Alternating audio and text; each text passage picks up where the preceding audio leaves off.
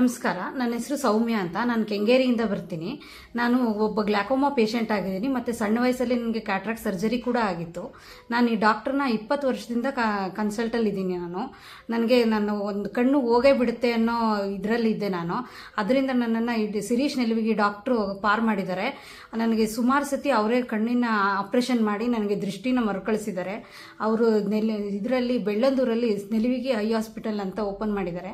ಅವರು ತುಂಬ ಜನಕ್ಕೆ ನೇತ್ರದಾನ ಮಾಡ್ತಾ ಇದ್ದಾರೆ. ಅವರಿಂದ ತುಂಬ ಎಲ್ಲರಿಗೂ ಒಳ್ಳೇದಾಗ್ತಾ ಇದೆ ಕಣ್ಣಿನ ವಿಷಯದಲ್ಲಿ.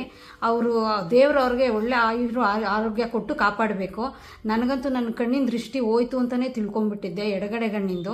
ಅವರು ಇಲ್ಲ, ಏನೂ ಆಗಲ್ಲ ಸೌಮ್ಯ, ನಾನಿದ್ದೀನಿ ಅಂತ ಹೇಳಿ ಮೂರು ಸತಿ ಸರ್ಜರಿ ಮಾಡಿ ನನ್ನ ಕಣ್ಣಿಗೆ ಗ್ಲಾಕೋಮಾದಿಂದ ಇದು ಮಾಡಿದ್ದಾರೆ. ಆದರೂ ನಾನು ಡ್ರಾಪ್ಸ್ ಆಗ್ತಾ ಇದ್ದೀನಿ. ಬಟ್ ನನಗೆ ಡಾಕ್ಟ್ರ್ ಇದ್ದಾರೆ ಅನ್ನೋ ಧೈರ್ಯದಿಂದ ನಾನು ಜೀವನ ನಡೆಸ್ತಾ ಇದ್ದೀನಿ. ಎಲ್ಲರೂ ಆಲ್ಮೋಸ್ಟ್ ಗ್ಲಾಕೋಮಾ ಯಾರ್ಯಾರಿಗಾಗಿದೆಯೋ ಅವರೆಲ್ಲ ಬಂದು ಈ ನೆಲವಿಗಿ ಐ ಹಾಸ್ಪಿಟಲಲ್ಲಿ ಶಿರೀಶ್ ನೆಲವಿಗಿ ಅವರನ್ನು ಕಾಂಟ್ಯಾಕ್ಟ್ ಮಾಡ್ಕೊಳ್ಳಿ ಅಂತ ಕೇಳ್ತೀನಿ. Thank you.